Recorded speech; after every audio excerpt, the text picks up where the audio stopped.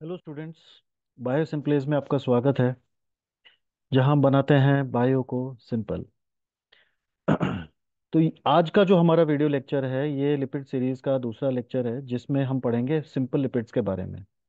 पहले वाला जो लेक्चर था उसमें हमने पढ़ा था कि general classification of lipids with general features. तो सिंपल लिपिड्स बेसिकली दो टाइप्स के होते हैं। एक तो होता है, पहला जो है दैट इज न्यूट्रल फैट, दूसरा होता है वैक्सेस। वैक्सेस के बारे में तो हम सब जानते ही हैं कि भाई, वैक्स एक जनरल वर्ड है जो हम जनरली हम सुनते हैं। न्यूट्रल फैट्स, तो अभी इन दोनों को हम एक एक करके पढ़ेंगे। तो पहले न्यूट्रल फैट क्या होता है। न्यूट्रल फैट्स में क्या होता है कि जो फैटी एसिड होते हैं वो ग्लिसरॉल के साथ ईस्टर बॉन्ड बनाते हैं। मतलब that that is a fusion of, that is a joining of fatty acid with glycerol simply. इसी को कहते हैं न्यूट्रल फैट। तो फैटी एसिड ज्वाइन होगा, फ्यूज होगा किसके साथ, ग्लिसरॉल के साथ, with the help of ester bond. इसी को हम कहते हैं ग्लिसराइड। इसको हम सिंपली ग्लिसराइड भी बोल सकते हैं, न्यूट्रल फैट भी बोल सकते हैं। अब ये जो ग्लिसराइड होता है ये तीन टाइप का हो सकता है। तो अगर मान लीजिए ग्लिसरॉल के साथ एक फैटी एसिड अटैच है, one fatty acid with one glycerol, that is called monoglyceride. क्या कहेंगे इसको, मोनोग्लिसराइड कहेंगे। अगर मान लीजिए एक ग्लिसरॉल के साथ दो फैटी एसिड अटैच हैं, तो इसको हम कहेंगे डाइग्लिसराइड। और अगर एक ग्लिसरॉल के साथ में तीन फैटी एसिड अटैच हैं, तो इसको हम कहेंगे ट्राइग्लिसराइड। तीन से ज्यादा अटैच नहीं हो सकते।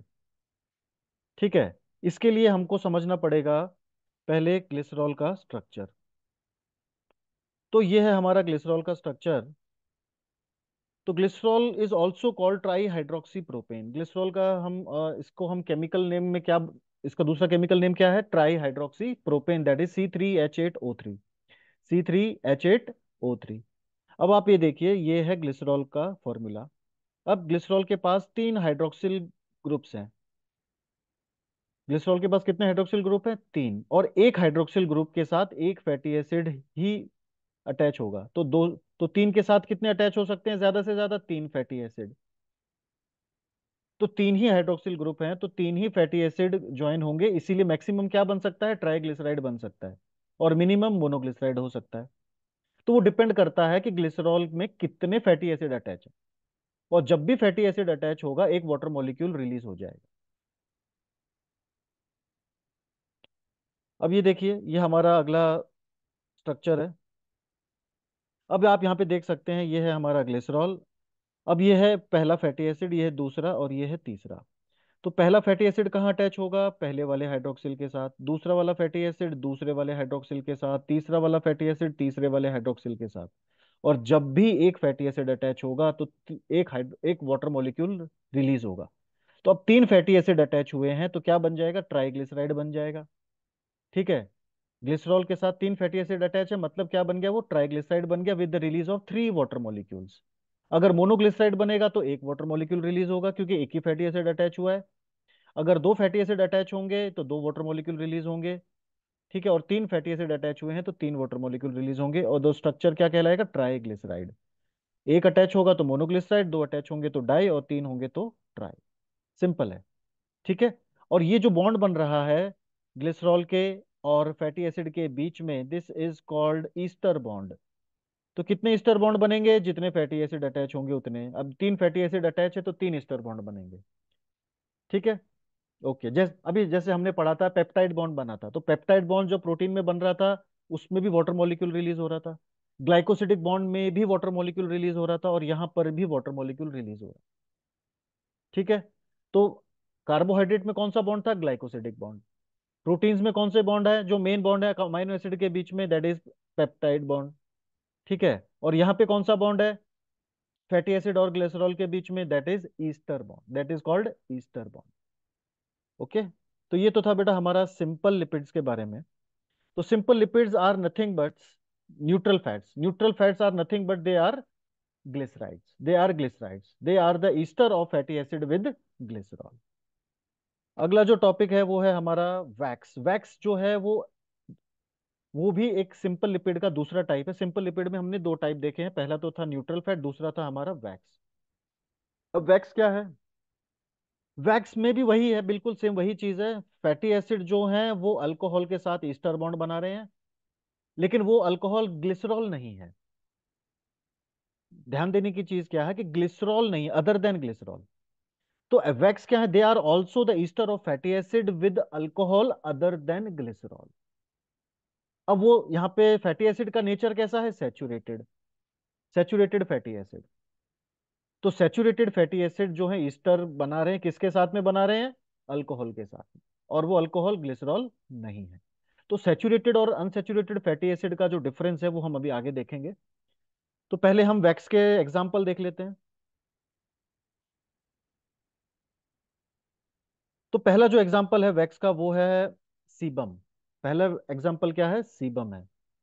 तो सीबम जो है it is produce by sebaceous gland of the skin. तो ये एक अभी आप देख सकते हैं ये जो नाक है, तो ये नाक में जो आप सफेद सफेद है, देखो कभी कभी हमारे फेस पे होता है, हम उसको दबाते हैं तो सफेद सफेद, तो दैट इज सीबम। तो it is a type of oil, आप इसको ऑयल कह सकते हैं क्योंकि वो एक फैट है, तो उसको हम ऑयल भी कंसिडर कर लेते हैं। तो सीबम को ऑयल भी बोल देते हैं, कुछ बुक्स में आपको दिखे पढ़ने को मिलेगा कि वो ऑयल लिखा हुआ है, किसी में वैक्स लिखा हुआ है, but that is a lipid, that is fat. कौन सा है, simple fat, simple, simple lipid. दूसरा है हमारा सेरोमिन, सेरोमिन वैक्स। सेरोमिन जो है वो सेरोमिनस ग्लैंड से बनता है, जो हमारे ऑडिटरी कैनाल एक्सटर्नल ईयर में पाया जाता है, जो हमारी जो कान की नली है ये बाहर वाली, जिसको हम कहते हैं ऑडिटरी कैनाल। इसमें 4000 सेरोमिनस ग्लैंड्स होते हैं अप्रोक्सीमेटली। अब इन सेरोमिनस ग्लैंड्स का काम होता है सेरोमिन वैक्स रिलीज करना। अब ये जो आप ईयरबड से जो आप कान का मैल निकालते हो, एक्चुअली दैट मैल is nothing but this cerumen. इस मैल का क्या काम होता है, इस वैक्स का क्या काम होता है, सेरोमिन का, कि भाई कोई भी चीज हमारे कान में ईयर ड्रम तक ना पहुंचे। ठीक है, कोई डस्ट पार्टिकल है तो वहां पे ट्रैप हो जाए, कोई अगर इंसेक्ट जाने की कोशिश करे तो वो वहां तक ना पहुंच पाए, मतलब इसका काम क्या है, इसका काम है कि to protect the eardrum, to protect the eardrum from the external factors, simple. ठीक है। दूसरा, अगला जो वैक्स है वो कौन सा है, दैट इज बी वैक्स। अब जो बी वैक्स होता है, अब सीधी सी बात है, उसके नाम से ही समझ में आ रहा है, bee wax is produced by bee. कौन सा बी, वर्कर बी। अगर आपने हनी बी के बारे में पढ़ा है तो तीन कास्ट होती हैं, drones, workers and queen, drone worker and queen. तो जो वर्कर भी होती हैं ये लेबर होती हैं, पूरा काम काज जो होता है वो यही करती हैं। ठीक है। तो इनका जो एब्डोमिनल ग्लैंड होता है वहां से रिलीज होता है बी वैक्स। अब जो मधुमक्खी का जो छत्ता होता है जिसे हम हनी कॉम्ब कहते हैं, वो भी इसी वैक्स से बनता है। ठीक है। और इस वैक्स का इस्तेमाल बहुत सारे कॉस्मेटिक और मेडिसिन के में भी किया जाता है बनाने के लिए। तो ये काफी महंगा प्रोडक्ट है ये। ठीक है। फिर आगे बढ़ते हैं, spermaceti. Spermaceti is the another wax produced in the skull of whale. कहाँ बनता है ये, व्हेल के स्कल में बनता है। अब ये व्हेल है, डायग्राम में देख सकते हैं आप, इसमें यहाँ पे ये जो ऑर्गन है ये है स्पर्म एसिटी ऑर्गन। तो इस ऑर्गन का काम है स्पर्म एसिटी बनाना। क्या काम है इसका, स्पर्म एसिटी बनाना। इसका इस्तेमाल भी बहुत सारे अलग अलग प्रोडक्ट्स में किया जाता है। अब है लेनोलिन। तो lanolin is another type of wax, it is present in wool. ये जो वैक्स है, लेनोनिल नाम का जो वैक्स है, वो वूल में पाया जाता है, ऊन में पाया जाता है, और ये ऊन कौन बनाता है, शिप बनाती है। तो ये वैक्स कहाँ से रिलीज होता है, that is cutaneous gland of skin of the ship. तो शिप की जो स्किन में क्यूटेनियस ग्लैंड्स हैं वो ये वैक्स सिक्रीट करते हैं, और this wax is present in wool. Then carnauba. Carnauba is another wax present on the surface of leaf, it makes the leaf waterproof। तो जो ये वैक्स है, कार्नोबा वैक्स, ये लीफ के सरफेस पे पाया जाता है, और इसका काम क्या है बेटा, इसका काम है it makes the leaf water proof. आगे देखते हैं, वैक्स डी। वैक्स डी जो है वो टीबी बैक्टीरिया, ट्यूबरक्लोसिस का जो बैक्टीरिया है, वो अपने सरफेस पे इस वैक्स को तो बनाते हैं, तैयार करते हैं, दैट इज वैक्स डी। तो जो टीबी बैक्टीरिया है वो टीबी कॉज कर पाता है, वो बीमारी फैला पाता है because of this wax D. तो जो पैथोजेनिसिटी है टीबी बैक्टीरिया की, वो इस वैक्स डी की वजह से ही होती है। ठीक है। तो ये हो गए हमारे अलग अलग टाइप के वैक्स। अब हम आगे देखते हैं फैटी एसिड्स। तो अभी हम इतनी देर से फैटी एसिड पढ़ रहे हैं, तो फैटी एसिड में एक्चुअली दो पार्ट होते हैं, एक होता है टेल, एक होता है हेड। एक होता है हेड, एक होता है टेल। तो जो कार्बोक्सिलिक ग्रुप होता है, उस कार्बोक्सिलिक ग्रुप से बनता है हेड ऑफ फैटी एसिड, और बाकी की जो चेन है इसको कहते हैं हाइड्रोकार्बन चेन। क्या कहेंगे इसको? हाइड्रोकार्बन चेन कहेंगे। और ये जो हाइड्रोकार्बन चेन है ये बना देती है tail. The hydrocarbon chain forms the tail of the fatty acid and carboxylic group forms the head of the fatty acid. बस सिंपल है। ठीक है, आगे देखते हैं। तो जो सबसे शॉर्टेस्ट फैटी एसिड है दैट इज ब्यूटेरिक एसिड, जिसमें सिर्फ 4 कार्बन होते हैं। This is the shortest fatty acid with 4 carbon. आप इसको ओलंपियाड वगैरह के लिए तैयारी कर सकते हैं। आगे देखते हैं।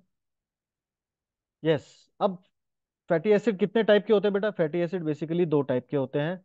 एक होता है सैचुरेटेड, दूसरा होता है अनसैचुरेटेड। सैचुरेटेड और अनसैचुरेटेड फैटी एसिड, क्या फर्क है? बॉन्ड्स का फर्क है।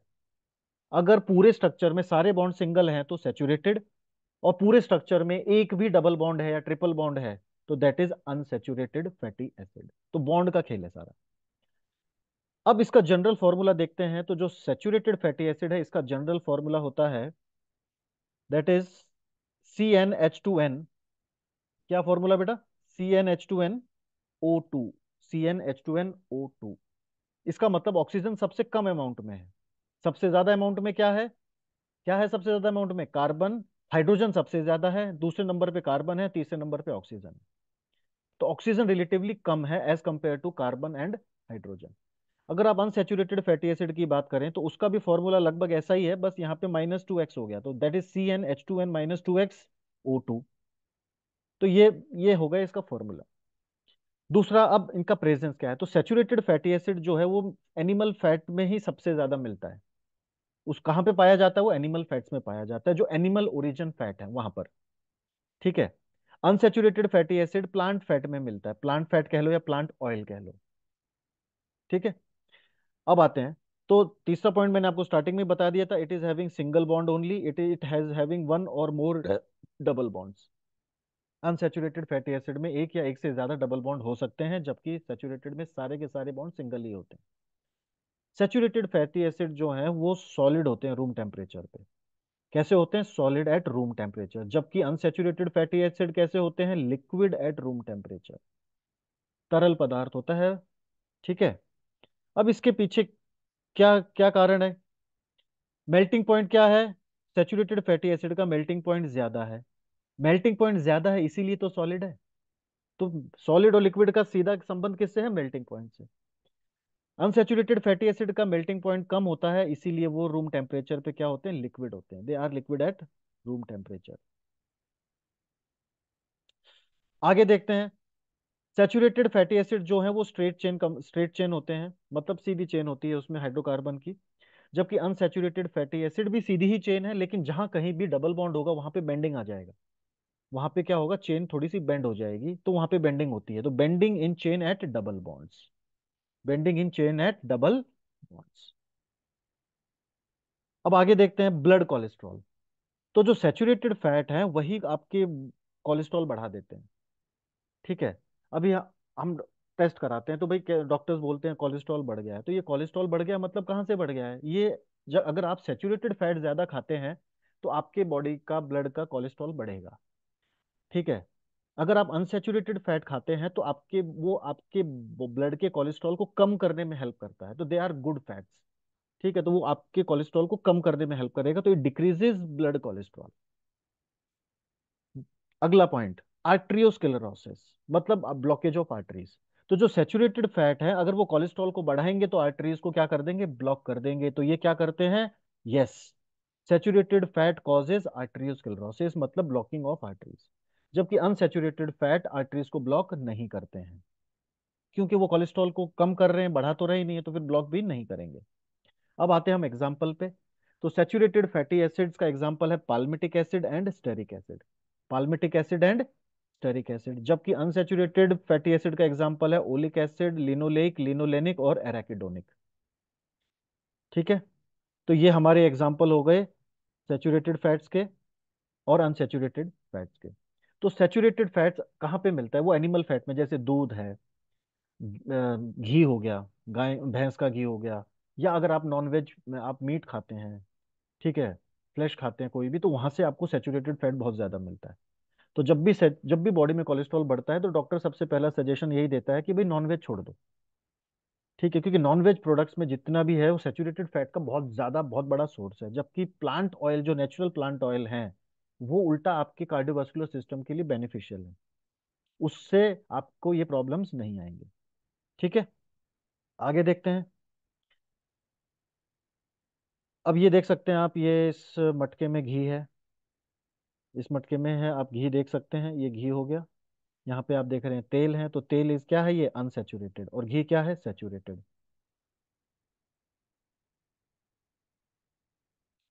ओके, देन अब हम आते हैं कार्बन नंबर्स पे।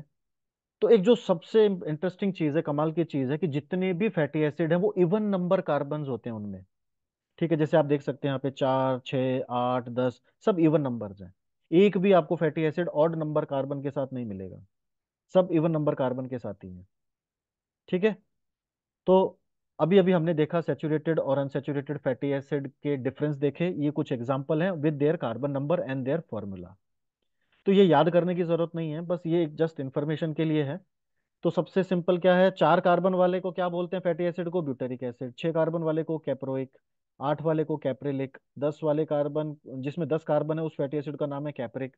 12 वाले का नाम है लॉरिक। 14 वाले का नाम है मिरिस्टिक। 16 वाले का नाम है पाल्मेटिक। 18 वाले का नाम है स्टेरिक। आर्किडिक 20 वाले का। 22 कार्बन वाले फैटी एसिड का नाम है बहनिक। और ये सारे के सारे फैटी एसिड कैसे हैं बेटा, ये सब सेचुरेटेड है। सेचुरेटेड मतलब all are having single bonds, इसमें एक भी डबल बॉन्ड आपको नहीं मिलेगा। अगर हम अनसेचुरेटेड की बात करें, तो अनसेचुरेटेड में भी क्या है, 14 कार्बन वाला अनसेचुरेटेड दैट इज मिरिस्टोलिक। 16 वाला दैट इज पाल्मिटोलिक। ओलिक, लिनोलेक, लिनोलेनिक, एस्टेलिक और एरेकिडोनिक। ठीक है, तो इन सब के अंदर क्या है, डबल बॉन्ड्स मौजूद हैं। अब वो एक डबल बॉन्ड एक भी हो सकता है पूरे स्ट्रक्चर में, या एक से ज्यादा भी हो सकते हैं। ठीक है, so this is all about the simple lipids. ये सिंपल लिपिड्स के बारे में था, hope you understand. Thank you.